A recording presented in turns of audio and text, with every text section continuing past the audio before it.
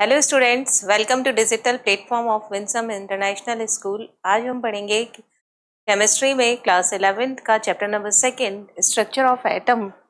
उसका next part जिसमें आज हम पढ़ने वाले हैं probability distribution curve, shape of orbitals and nodes के बारे में पढ़ने वाले। इससे पहले वाले सेशन में हमने क्वांटम नंबर्स के बारे में पढ़ा और उससे पहले श्रोडिंगर वेव इक्वेशन के को देखा हमने। श्रोडिंगर वेव इक्वेशन से जो रिजल्ट आए उसी से probability distribution curve find out किया जाता है और प्रोबेबिलिटी डिस्ट्रीब्यूशन कर्व से ही शेप ऑफ ऑर्बिटल्स आते हैं और इन्हीं कर्व से नोड्स को फाइंड आउट किया जाता है। तो इसलिए प्रोबेबिलिटी डिस्ट्रीब्यूशन जो कर्व है वो बहुत इंपॉर्टेंट हो जाता है। नाउ प्रोबेबिलिटी डिस्ट्रीब्यूशन कर्व, इसको पढ़ने से पहले हमें 2-3 टर्म्स को पढ़ना बहुत जरूरी है और उसके बाद ही हम ये समझ पाएंगे कि ये कर्व किस तरीके से बनता है। फर्स्ट इसमें जो टॉपिक रहेगा हमारा, आपको जो समझना है पॉइंट, वो ये रहेगा कि वेव फंक्शन क्या होता है।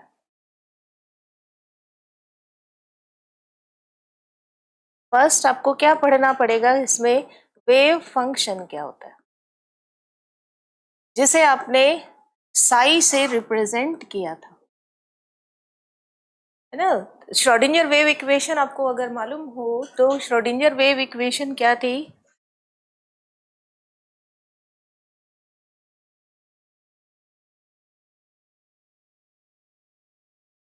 Schrodinger wave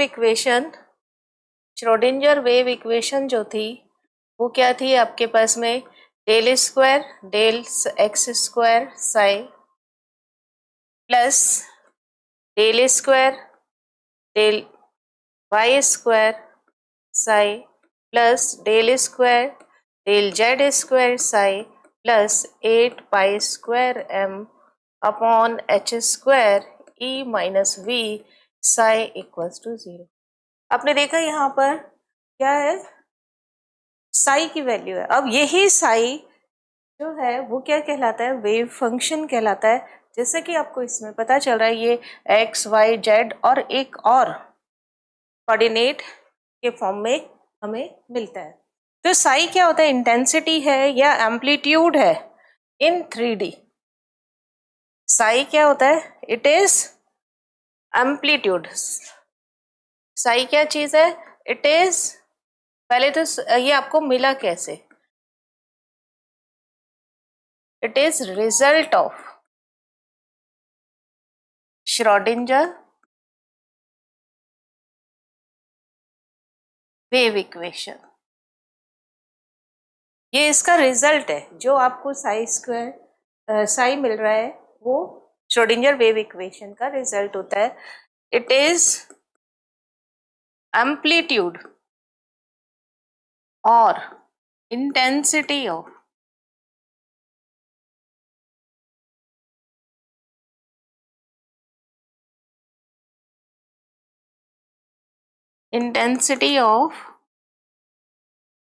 it is amplitude or intensity of electron in 3D three-dimensional wave। यानी इलेक्ट्रॉन जो वेव बनाता है, अगर 2D में वेव बनाना हो तो हम वेव कैसे बनाते हैं, इस तरीके से। तो ये जो वेव है इसका amplitude this is the amplitude, इसी को ही क्या बोला जाता है यहाँ पर, साई।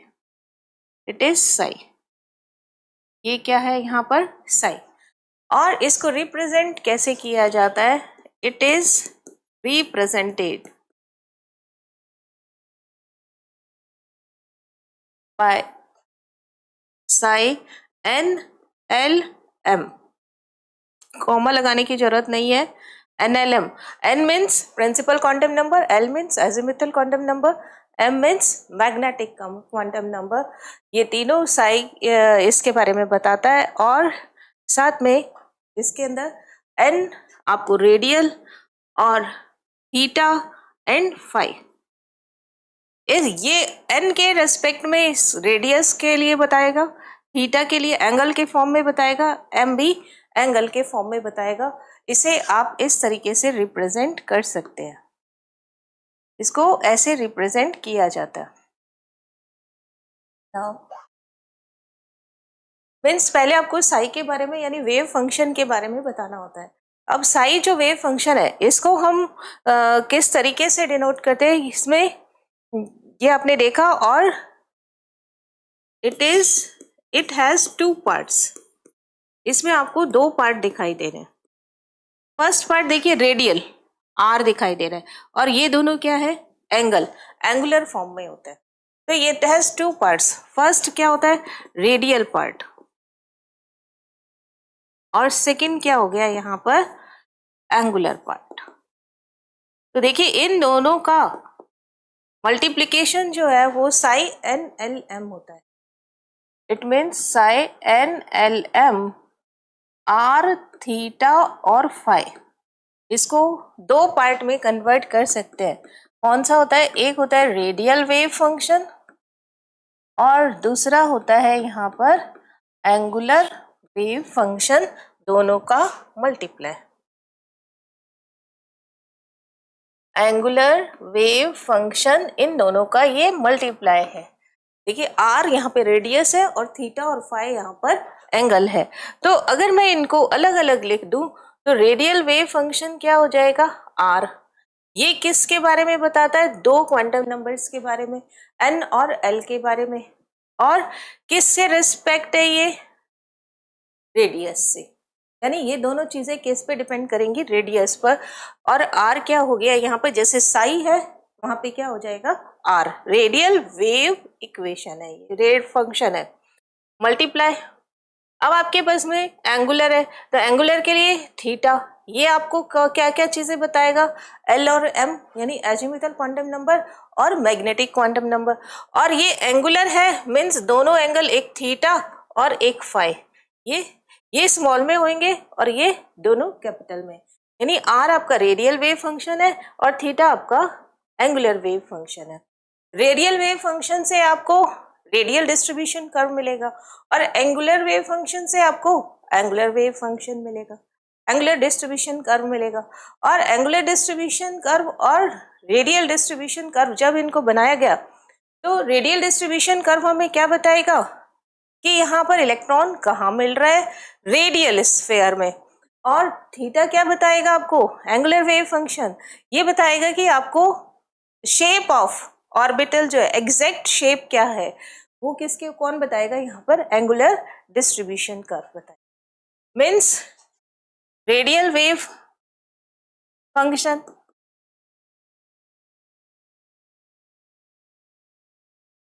इससे आपको क्या मिलेगा, इसको कैसे रिप्रेजेंट करेंगे, आर, ये 2 चीजों पर डिपेंड करेगा, प्रिंसिपल क्वांटम नंबर और एजिमुथल क्वांटम नंबर। और आर, ये इससे आपको क्या मिलेगा, it gives radial distribution curve.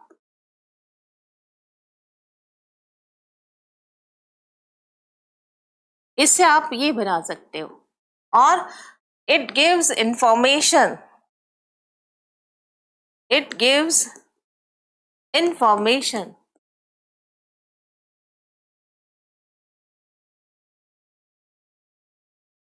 about finding of probability of electron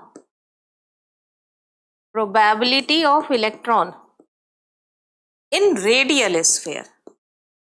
मतलब अगर आपको न्यूक्लियस के चारों तरफ देखना हो कि इलेक्ट्रॉन की प्रोबेबिलिटी कहाँ पर ज़्यादा है, तो आपको किस डिस्ट्रीब्यूशन कर्व की ज़रूरत पड़ेगी, radial distribution curve. Around the nucleus लिख देते हैं, अराउंड द न्यूक्लियस। नाउ एक चीज़ और, it couldn't give idea about shape of orbital। बहुत ही इंपॉर्टेंट बात है ये कि शेप ऑफ ऑर्बिटल के बारे में ये नहीं बताता, ये सिर्फ किसके बारे में बताता है, probability of finding of electron in radial sphere के बारे में ही बताता है। ये नहीं बताता कि यहाँ पर ऑर्बिटल्स की शेप कैसी होगी। तो रेडियल जो वेव फंक्शन है उससे हमें क्या मिलेगा, रेडियल डिस्ट्रीब्यूशन कर्व। और रेडियल डिस्ट्रीब्यूशन कर्व हमें क्या बताएगा कि न्यूक्लियस के चारों तरफ इलेक्ट्रॉन कहाँ पर ज्यादा है। शेप ऑफ ऑर्बिटल के बारे में हमें नहीं पता चलता। शेप ऑफ ऑर्बिटल के बारे में कौन बताता है, angular wave function. Angular wave function क्या होता है,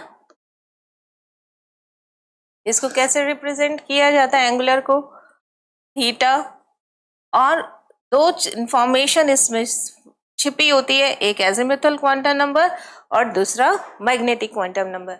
इसलिए श्रोडिंगर वेव इक्वेशन जो होती है उससे हमें तीन ही क्वांटम नंबर्स के बारे में पता चलता है। First principle quantum number, second azimuthal quantum number और थर्ड जो है वो मैग्नेटिक क्वांटम नंबर के बारे में। और इसके किसके रेस्पेक्ट में, थीटा एंड फाई, ये इन दोनों के लिए पता चलता है ना। इट गिव्स, इससे आपको क्या मिलेगा, angular distribution curve, angular distribution curve. और आपको और क्या मिलेगा, it gives exact idea of shape of orbitals. Orbitals आपके लिए कौन कौन से हैं, एस, ये तो सब सेल होता है, p x, p y, p z, d, या सीधा ही लिख देते हैं s, p, d and F.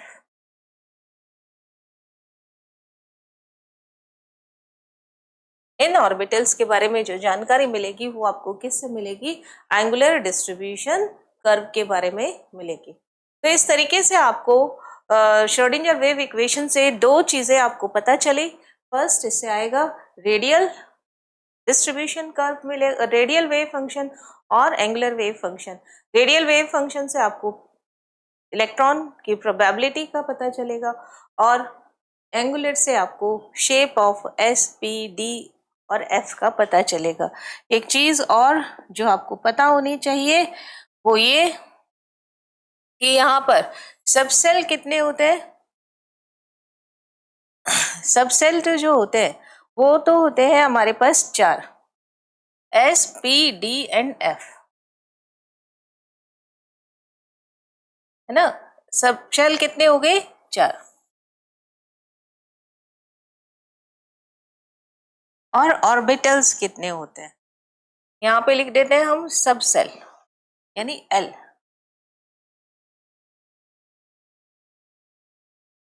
क्या हो गया, एस, पी, डी और एफ। अब आएगा यहाँ पे value of subshell,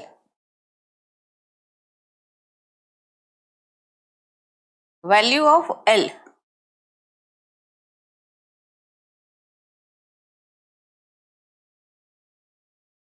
value of L इसके लिए 0, 1, 2 और 3। जो चीजें आपको पता होनी चाहिए वो ये है। नाउ अब हम बात करेंगे ऑर्बिटल्स की। तो जब ऑर्बिटल्स देखा गया, यहाँ पर ऑर्बिटल्स की बात करेंगे एंड देयर वैल्यूज। एस एक ही होगा, ऑर्बिटल कितना होगा इसका, 1 होगा, जिसका नेम क्या होगा, एस ही होगा, और ये क्या हो गया, 0। इसकी वैल्यू कितनी होगी, 0। इसी तरीके से ये टोटल नंबर, ये यहाँ पे किसको बता रहा है, टोटल नंबर ऑफ ऑर्बिटल।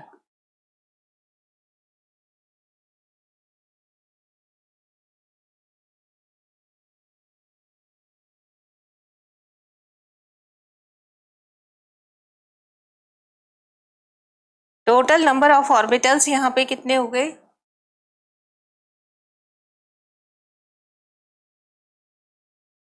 1, इसमें 3, इसमें 5 और इसमें 7।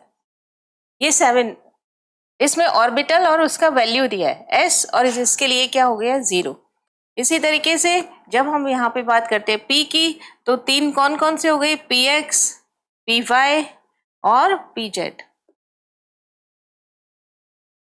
क्या हो गया? पी एक्स, पी वाई और पी जेड। पी एक्स इसके लिए वैल्यू क्या रहेगी? -1। पी वाई इसके लिए +1 और पी जेड इसके लिए वैल्यू क्या रहेगी? 0। डी के लिए देखिए, डी के लिए यहाँ पर 5 होता है, d x y, d y z, d x z, d x square y square और डी जेड स्क्वायर। तो यहाँ पर आपके क्या हो जाएंगे? 5 वैल्यूज क्या क्या हो जाएंगी यहाँ पे? D x y, d y z, d x z, d x square y square और डी जेड स्क्वायर। तो यहाँ पे जेड स्क्वायर के लिए वैल्यू हमेशा क्या रहता है? 0। जेड स्क्वायर के लिए वैल्यू क्या रहेगी? हमेशा 0। और बाकियों के लिए आप -2, -1, +1, +2। तो इस तरीके से। और एफ ये कॉम्प्लिकेटेड है, 3D स्ट्रक्चर होती, इसलिए एफ आपको नहीं पढ़ना। 3 डायमेंशनल इसकी शेप होती है। तो आपको यहाँ पे 1, 2, 1 यानी एस, पी और डी, इन 3 के शेप्स के बारे में, 3 के प्रोबेबिलिटी डिस्ट्रीब्यूशन कर्व के बारे में आपको पढ़ना है। प्रोबेबिलिटी डिस्ट्रीब्यूशन कर्व में हम जो बनाएंगे वो किसके लिए बनाएंगे? रेडियल वेव फंक्शन के लिए बनाएंगे, यानी रेडियल डिस्ट्रीब्यूशन कर्व पढ़ेंगे।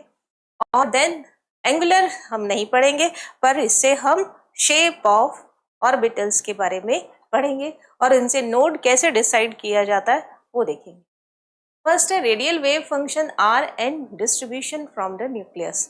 और सबसे बड़ी बात, आपको यहाँ पे 3 कर्व बनाने, रेडियल से रिलेटेड ही बनाने। फर्स्ट रेडियल वेव फंक्शन, यहाँ पे रेडियल वेव फंक्शन क्या है? आर। जैसे आपने यहाँ पर किया कि ये एक वेव है जिसके लिए यहाँ पर ये जो वेव है, ये एम्पलीट्यूड जो है ये क्या कहलाता है? साई। और जब आप रेडियल से रिलेटेड होंगे तब इसी का ही नाम क्या कर दिया गया है? आर। तो कई जगह पर यहाँ पे साई से रिलेटेड ग्राफ होगा और कई जगह पर यहाँ पर आर से रिलेटेड ग्राफ होगा। तो ये दोनों ही ग्राफ सही है, ये रेडियल डिस्ट्रीब्यूशन कर्व को ही रिप्रेजेंट करते हैं। तो यहाँ पे देखिए, ये रेडियल डिस्ट्रीब्यूशन कर्व आपको बनाना है, किसके वर्सेस बनाना है? आपको डिस्टेंस फ्रॉम न्यूक्लियस यानी रेडियस आर के रिस्पेक्ट में, क्योंकि आप रेडियल वेव फंक्शन को कैसे लिखते हैं? आर। रेडियल वेव फंक्शन को कैसे लिखते हैं? Are n L. आर क्या हो गया? ये वेव फंक्शन। और यहाँ पे किसके रिस्पेक्ट में करते हैं? रेडियस। आर मीन्स न्यूक्लियस से लेके इलेक्ट्रॉन तक का डिस्टेंस। और सिर्फ ये क्या बता रहा है? यहाँ पर शेप के लिए बता रहा है, जैसे ये शेप। और यहाँ पर आपको देखना है डिस्टेंस, ये न्यूक्लियस, ये न्यूक्लियस और यहाँ से लेके यहाँ तक क्या हो गई इसकी डिस्टेंस। ये डिस्टेंस ये क्या कहलाएगी? यहाँ पे आर, है ना। और इससे यहाँ पे जो वेव फंक्शन होगा वो क्या हो गया? आर। ये हो गया, ये क्या है यहाँ पे? न्यूक्लियस। और ये क्या है? ऑर्बिट, वेयर इलेक्ट्रॉन फाइंड, जहां पर आपको इलेक्ट्रॉन मिलेगा, ये ऑर्बिट है। और इससे डिस्टेंस कितना है? न्यूक्लियस से ऑर्बिट तक का आर डिस्टेंस है, वो इसी पर ही ये वेव फंक्शन इसका क्या है? आर। तो यहाँ देखिए, आपको कैसा एक्स एक्सिस पर क्या लेना है और वाई पर क्या लेना है, ये ध्यान देने वाली बात है। एस पर आप, एक्स एक्सिस पर आप क्या लेंगे? एक्स एक्सिस पर लेंगे आप रेडियस हमेशा। ये एक्स एक्सिस यहाँ पे क्या मानना है आपको? It is nucleus. यहाँ पे ओरिजिन है, ओरिजिन बोल सकते हैं या फिर न्यूक्लियस बोल सकते हैं। और यहां से यहां पर ये क्या होगी? Distance from nucleus, r. और ये क्या हो गया? Radial wave function r n l. ये हो गया रेडियल वेव फंक्शन,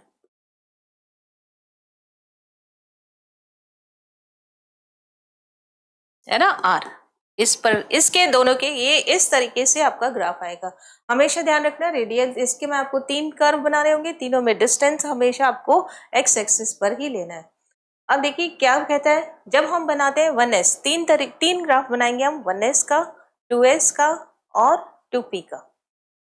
नाउ अगर मैं यहाँ पे बात करूँ 1s की, तो 1s देखिए न्यूक्लियस के, अगर यहाँ पे ये 1s है तो ये न्यूक्लियस के पास में यहाँ पर इलेक्ट्रॉन की डेंसिटी क्या होगी, ज्यादा, और एक जगह पर आकर मैक्सिमम हो जाती है, ये मैक्सिमम है, और फिर धीरे धीरे धीरे धीरे क्या होगी, डिक्रीज होने लगती है, इलेक्ट्रॉन की डेंसिटी धीरे धीरे डिक्रीज होने, यानी near the nucleus finding of electron is maximum, and as distance increase probability of finding of electron decreases। तो इसका जो आपको ग्राफ बनेगा वो देखो मैक्सिमम है, और फिर उसके बाद में इसे बना देते हैं, ये देखिए मैक्सिमम है और फिर धीरे धीरे धीरे धीरे क्या हो गया, कम हो गया। ये किसके लिए आया, 1s के लिए, 1s ऑर्बिटल। अगर आपको ध्यान हो तो इसके लिए n की वैल्यू 1 है और l की वैल्यू 0 है। अगर आप यही कर्व 2s के लिए बना देते हैं, नेक्स्ट पेज पे करते हैं, 2s के लिए बनाते हैं, थोड़ा छोटे छोटे ग्राफ बनाएंगे, ये 1s के लिए वापस से बना देंगे,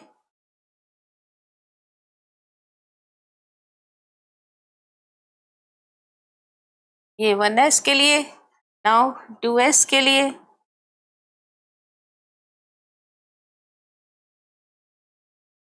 यहाँ पे देखिए 2s के लिए,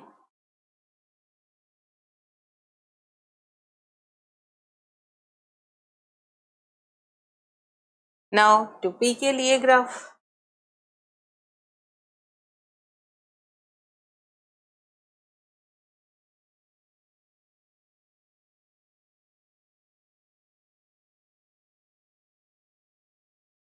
है ना। तो ये यहाँ पर क्या है, सब जगह r, radial wave function r, और r क्या बताता है, n और l के बारे में। ये क्या हो गया, r डिस्टेंस हो गया, डिस्टेंस फ्रॉम न्यूक्लियस, ये r डिस्टेंस और ये r nl radial wave function, ये r डिस्टेंस और ये r nl radial wave function. ये किसके लिए बना रहे हैं हम, फॉर 1s, ये किसके लिए बना रहे हैं, फॉर 2s ऑर्बिटल, और ये किसके लिए बना रहे हैं हम, फॉर 2p ऑर्बिटल। अगर आपको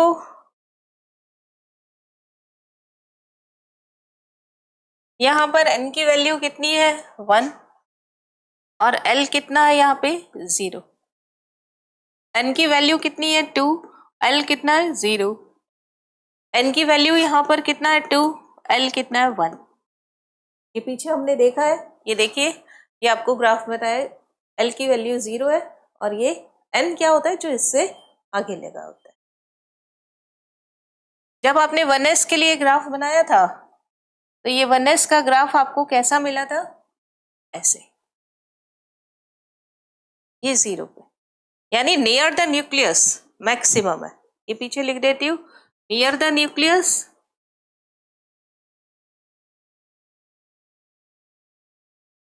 इलेक्ट्रॉन मैक्सिमम है, and as distance increase from nucleus increase electron decreases, है ना। तो यही चीज यहाँ पे भी है। अब जब आप 2p के लिए बनाते हैं, सॉरी 2s के लिए बनाते हैं, तो आप देखिए पहले क्या था, near the nucleus again maximum ही रहेगा, और नियर द न्यूक्लियस ये मैक्सिमम ही रहेगा, और देन एक जगह आके ये क्या हो जाएगा, 0, और उसके बाद ये 0, और उसके बाद में इस तरीके से, ये किसके लिए कर्व आ गया, 2s के लिए। तो यहाँ पे ये जो पॉइंट आपको मिला, ये पॉइंट, ये वाला, इसे आप बोल देते हैं नोड, यानी यहाँ पर नो इलेक्ट्रॉन फाइंड, यहाँ पे आपको इलेक्ट्रॉन नहीं मिलेगा, इसीलिए इसको बोला नोड ना, नो इलेक्ट्रॉन फ्लो। और ये नोड कैसा है, रेडियल मिल रहा है, तो ये क्या हो जाएगा, रेडियल नोड। अब n की वैल्यू कितनी है 2, और आपको नोड कितना मिल रहा है 1, तो यानी n कितना हो जाएगा फॉर s नोड की, रेडियल नोड की वैल्यू क्या हो जाएगी n-1। n की वैल्यू 1 है तो आपको कोई नोड नहीं मिला, n की वैल्यू यहाँ 2 है तो आपको नोड मिल रहा है, तो n से एक कम पे नोड मिलता है। अब 2p के लिए देखिए, 2p के लिए 1p तो पॉसिबल नहीं है, 1p not possible, 1p possible नहीं होता, इसलिए ये आपको कर्व कहाँ पे मिलेगा,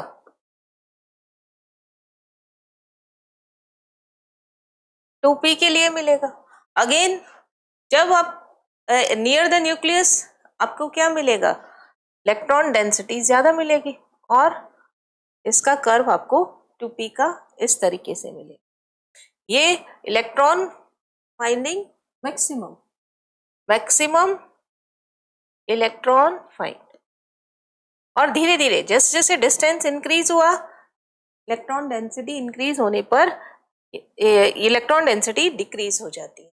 तो ये जो कर्व मिले आपको, ये किसके लिए मिले, 1s के लिए, 2s के लिए और 2p के लिए। कौन से कर्व मिले, ये रेडियल वेव फंक्शन और डिस्टेंस फ्रॉम न्यूक्लियस तक कर्व। अब रेडियल वेव फंक्शन में एक चीज आपने देखी, यहां पर नोड पर, at node sign of RNL changes, क्योंकि ये तो कौन सी वैल्यू है, पॉजिटिव वैल्यू, और अगर इसके नीचे की बात करेंगे तो ये कैसी वैल्यू आएगी, नेगेटिव वैल्यू आएगी। तो यहाँ पर नोड पर साइन जो होता है रेडियल वेव फंक्शन का, वो चेंज हो जाता है, और इसीलिए इसका कोई फिजिकल सिग्निफिकेंस नहीं होता। फिजिकल सिग्निफिकेंस किसका होगा, इसके स्क्वायर का होगा, मीन्स साई का कोई फिजिकल सिग्निफिकेंस नहीं होता, साई स्क्वायर का physical significance. So it has no physical significance.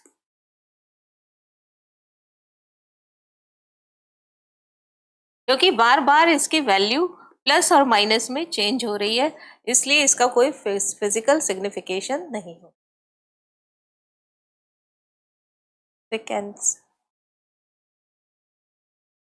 Now इसलिए क्या किया, रेडियल प्रोबेबिलिटी डेंसिटी कर दिया।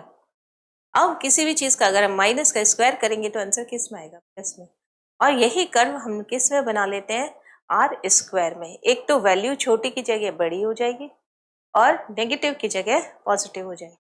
जैसे अगर आपको माइनस का 2 करना हो, ये किसकी वैल्यू, आर के स्क्वायर की वैल्यू क्या हो जाएगी, -2 का स्क्वायर यानी 4। अगर आपको -3 का स्क्वायर करना हो तो वैल्यू क्या हो जाएगी यहाँ पर, पॉजिटिव। तो it is always positive, it is always positive value.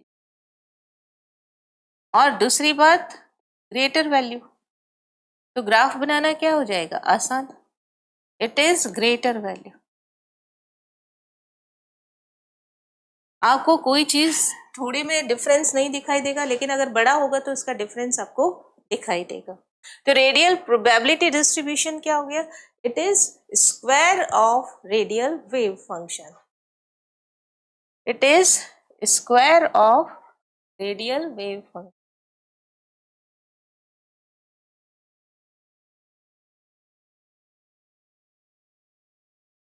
It is square of radial wave function.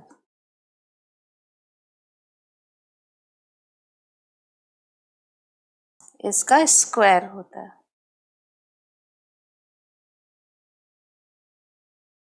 यानी आर का स्क्वायर हो गया। और नेक्स्ट इससे आपको क्या पता चलता है, it gives idea about finding of electron, it gives idea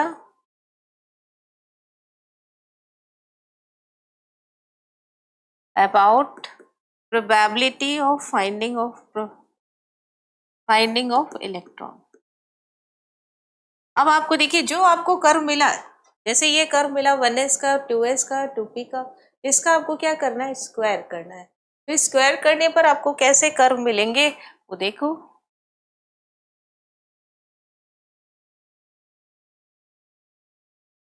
again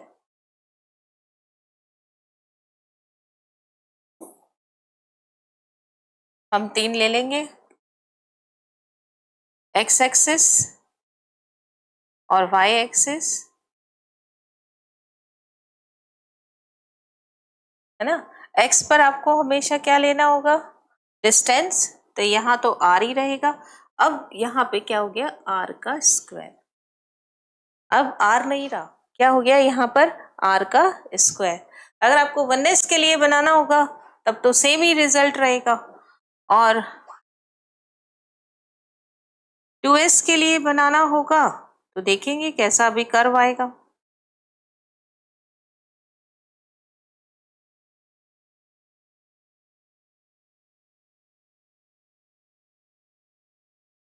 ये 2s के लिए हो गया।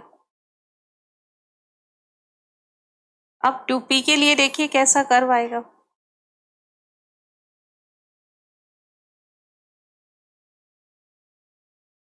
अगेन सेम चीज, यहाँ पे r और यहाँ पे r का स्क्वायर, यहाँ पे भी r का स्क्वायर और r।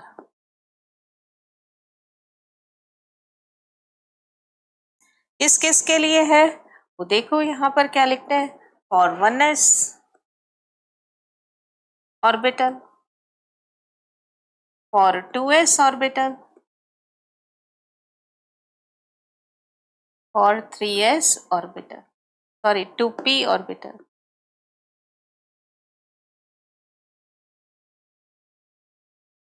अगेन जैसा कि पीछे देखा था, इसका क्या करना है, मुझे स्क्वायर करना है। स्क्वायर करने पे भी आपको इसी तरीके का कर्व मिलेगा। स्क्वायर अगर आप करेंगे तो आपको ऐसा ही कर्व मिलेगा।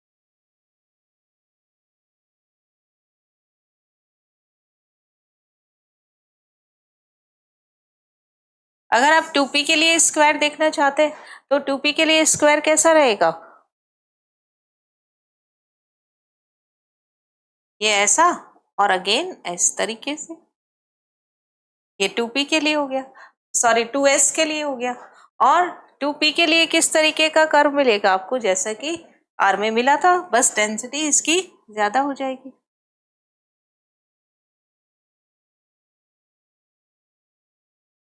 सही ही बन रहा, अब सही, ये 2p के लिए हो जाएगा। तो इस तरीके से नियर द न्यूक्लियस, देखिए ये नियर द न्यूक्लियस, क्योंकि न्यूक्लियस यहाँ पे है, ये न्यूक्लियस है। नियर द न्यूक्लियस इलेक्ट्रॉन ज्यादा है, कुछ धीरे धीरे आर इंक्रीज हुआ, इलेक्ट्रॉन फाइंडिंग कम हो गया। एक समय पे क्या हो गया, यहाँ पर इलेक्ट्रॉन डेंसिटी 0 हो गई, इसी को हम क्या बोलते हैं, नोड। और 2p में नियर द न्यूक्लियस, ये न्यूक्लियस है, यहाँ पर नियर द न्यूक्लियस प्रोबेबिलिटी क्या हो गई, ज्यादा। एंड जैसे जैसे डिस्टेंस इंक्रीज हुआ तो वैसे वैसे ये डिस्टेंस इंक्रीज हुआ, डेंसिटी क्या हो रही है, कम। तो इस तरीके से हमें ग्राफ तो वैसा ही मिलता है, लेकिन रिजल्ट जो यहाँ पे नेगेटिव में आ रहा था वो यहाँ पे क्या आ जाता है, पॉजिटिव में आ जाता है, इसलिए इसका फिजिकल सिग्निफिकेंस होता है। It has physical significance. Graph बनाना आसान है।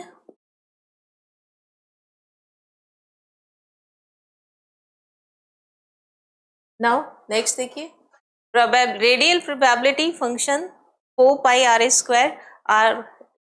Square versus distance from nucleus. तो इसमें क्या बताना चाह रहा है ये, यहाँ पर रेडियल प्रोबेबिलिटी फंक्शन कैसे फाइंड आउट किया जाता है वो देखिए। रेडियल प्रोबेबिलिटी फंक्शन ये है, यहाँ पर रेडियस जिसका हम, जहाँ पे हम चाहते हैं कि इलेक्ट्रॉन हमें मिले,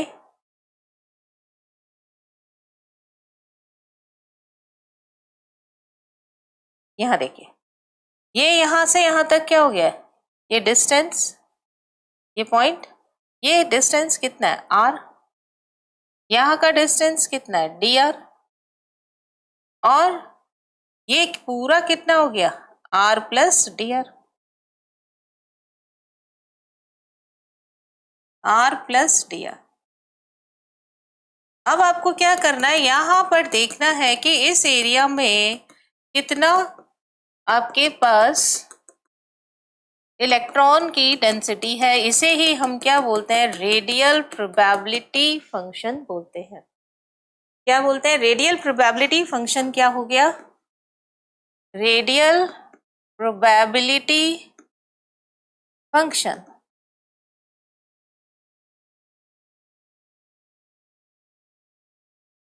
क्या हो गया, यहाँ पर देखो आपको क्या मिल रहा है, यहाँ पे देखो r स्क्वायर, और ये इसका वॉल्यूम 4πr²। तो ये किसके इक्वल हो गया, यहाँ पर रेडियल वेव फंक्शन।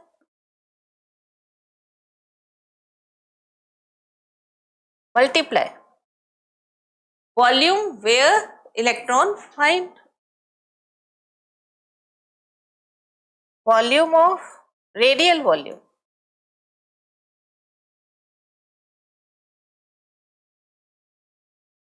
आपको जहां मिल रहा है, तो ये कितना हो गया यहाँ पर r का स्क्वायर, रेडियल फंक्शन। ये क्या था, रेडियल डेंसिटी फंक्शन नहीं, रेडियल प्रोबेबिलिटी डेंसिटी है, रेडियल डेंसिटी बोलेंगे, प्रोबेबिलिटी डेंसिटी। इसको क्या बोलेंगे, r का स्क्वायर। और ये क्या हो गया 4πr²। ये देखिए r², dr क्या है, वेरी स्मॉल, तो हम dr का तो नहीं निकाल सकते ना, हमें किसका निकालना होगा, 4πr²। तो इस पूरे को एक साथ क्या लिख सकते हैं, 4πr²। It is radial probability function हो गया।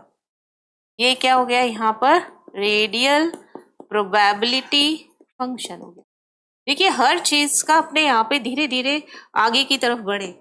अब देखो जब हमने रेडियल फंक्शन की बात की थी तो इसकी पॉजिटिव और नेगेटिव दोनों वैल्यूज थी, इसलिए इसको रिजेक्ट किया गया। रेडियल डेंसिटी की जब हमने बात की तो हम कंपेयर नहीं कर पा रहे ग्राफ का, शुरू से देखिए यहाँ से इंक्रीज हो रहा है, ये इंक्रीज हो रहा है, इसलिए हमने क्या किया कि यहाँ पे रेडियल प्रोबेबिलिटी फंक्शन ले लिया। मीन्स 0 पे कितना है और इनफाइनाइट पे ये r प्लस डी आर पे कितना है, दोनों को माइनस कर दो, r प्लस डी आर का वॉल्यूम और r का, तो आपको क्या मिल जाएगा, रेडियल प्रोबेबिलिटी फंक्शन। अगेन हम ग्राफ बनाएंगे, किस किस के बीच में ग्राफ बनाने वाले हम, वही 3 ग्राफ जो हमने पहले बनाए। कौन कौन से बनाए थे, एक बनाया था हमने 1s के लिए, दूसरा बनाया था हमने 2s के लिए, और तीसरा बनाया था हमने 2p के लिए। ये 1s के लिए, नाउ 2s के लिए। दोनों ही ग्राफ बोले, ये तीनों तरीके के ग्राफ में कुछ थोड़ा चेंजेस है, और ये जो चेंजेस है यही इम्पॉर्टेंट है।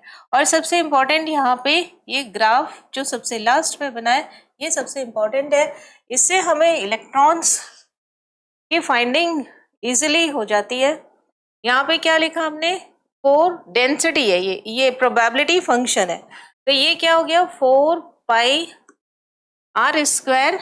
ये किसके बारे में बता रहा है, 4πr² है ना, और ये डिस्टेंस r ये न्यूक्लियस सेम जगह है, ओरिजिन पे ही आपको क्या करना है, यहाँ पर न्यूक्लियस है, यहाँ पर ये न्यूक्लियस है, तो न्यूक्लियस से डिस्टेंस बता रहे हैं ये भी यहाँ पर क्या है, न्यूक्लियस है।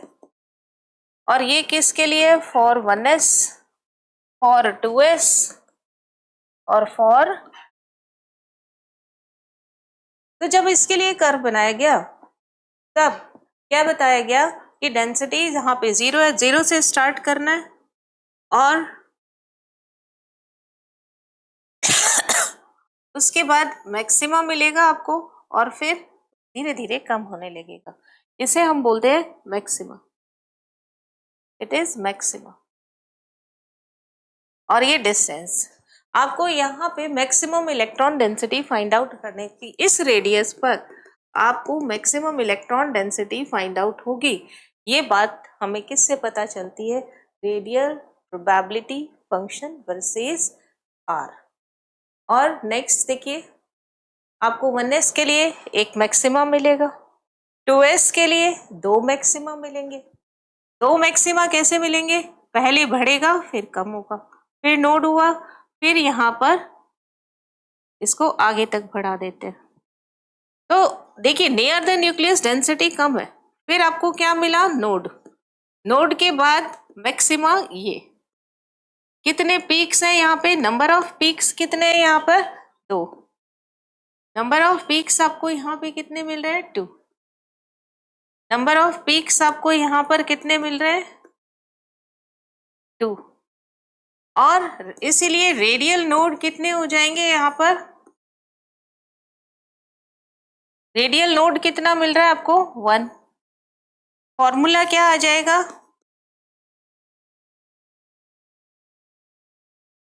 फॉर एस ऑर्बिटल आपको क्या मिला? n-1। 2 है तो 2 - 1। और अगर यहाँ पे 1 है तो यहाँ पे देखिए नंबर ऑफ पीक्स कितनी है? 1।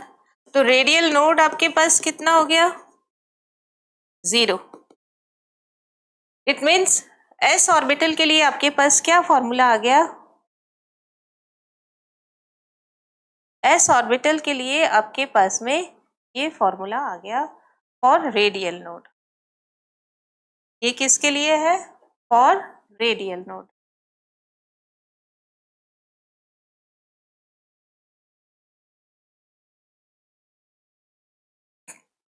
एस ऑर्बिटल के लिए।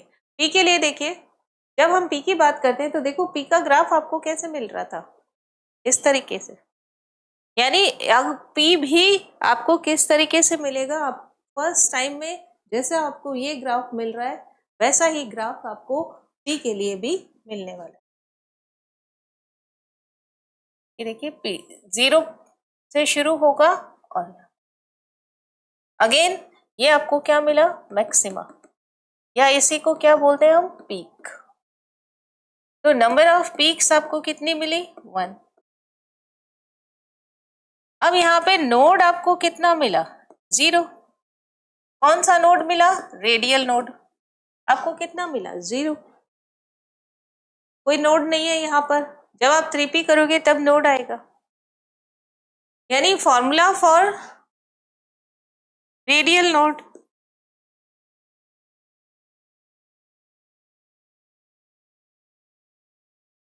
ऑफ p ऑर्बिटल कितना आ गया? n कितना है? 2। और आपके पास कितना है? 0 नोड आया है, तो यानी n-2। इस तरीके से हमें फॉर्मूला मिल जाता है इसका p ऑर्बिटल का। अगर d की बात करेंगे तब d ऑर्बिटल का भी कितना हो जाएगा? n-3। देखिए आपके पास कब कंक्लूजन आ गया? इस ग्राफ से आपने क्या कंक्लूजन निकाला? फर्स्ट तो आपने ये कंक्लूजन निकाला कि नियर एट न्यूक्लियस 0 है प्रोबेबिलिटी, रेडियल प्रोबेबिलिटी फंक्शन है ना। रेडियल प्रोबेबिलिटी फंक्शन 0 है at nucleus and as distance increase maxima occurs and after some distance it decreases. अब आपको नेक्स्ट क्या मिला? अगर आपके पास 2 पीक मिल रहे हैं तो नियर द न्यूक्लियस आपको स्मॉलर पीक मिलेगी and as distance increase then peak increase. फिर आपको क्या मिला? यहाँ पे नंबर ऑफ पीक से आपने रेडियल नोड निकाला। कुछ ऐसी जगह थी जहां पर कि आपको इलेक्ट्रॉन नहीं मिल रहे थे, वो एस के लिए कितना आया? रेडियल नोड n-1, और पी के लिए कितना आया? n-2, और एल के लिए डी के लिए कितना आएगा? n-3। तो ये चीज हम इसमें लिखेंगे।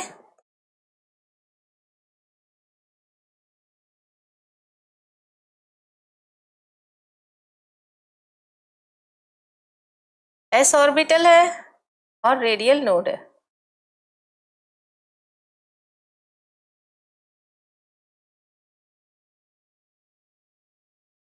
s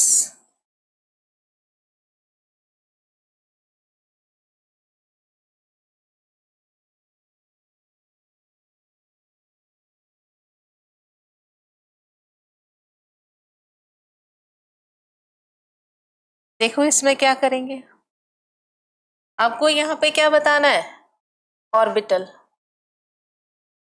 या subshell. s p d and f।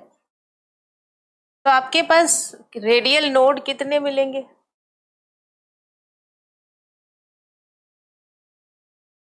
n-1, n-2, n-3, n-4। आपको इसकी L की वैल्यू पता हो तो इसके अंदर वैल्यू ऑफ L कितना है आपके इसके पास, L अगर देखा जाए तो यहाँ पे L की वैल्यू कितनी है, 0, 1, 2। कुछ आइडिया लगता है इसको देख के कि हम क्या फॉर्मूला बना सकते हैं। अगर यहाँ पे 0 है तो यहाँ कितना है, n में कितना माइनस करना है, 1। अगर यहाँ 1 है तो n में कितना माइनस करना है, 2। अगर यहाँ 2 है तो कितना, 3। तो कॉमन फॉर्मूला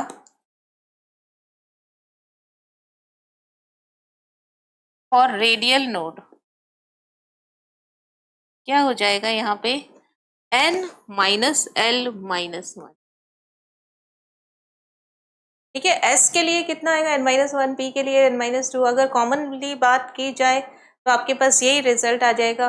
l की वैल्यू 0 है s के लिए तो n-1 हो गया, 1 है p के लिए तो n-2 हो गया, 2 है d के लिए तो n-3 हो गया और 3 है तो n-4 हो गया। तो इस तरीके से हम रेडियल डिस्ट्रीब्यूशन प्रोबेबिलिटी फंक्शन से किसको फाइंड आउट कर सकते हैं, रेडियल नोड को फाइंड आउट कर सकते हैं। रेडियल नोड का ही दूसरा नाम है स्फेरिकल नोड।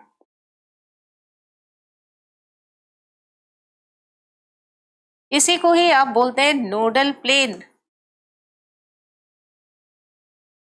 कुछ भी कह दी जाए तो ये तीनों चीजों का एक ही मीनिंग है, रेडियल नोड कहिए, नोडल प्लेन कहिए या स्फेरिकल नोड कहिए, ये तीनों ये चीजें इसी से बनती है। तो इस तरीके से हमारा ये फर्स्ट पार्ट यहाँ पे कंप्लीट हुआ, जिसमें आपको ये बताया गया है कि किस तरीके से यहाँ पर प्रोबेबिलिटी डिस्ट्रीब्यूशन कर्व मिलता है और इसमें क्वेश्चन कैसे पूछे जाएंगे।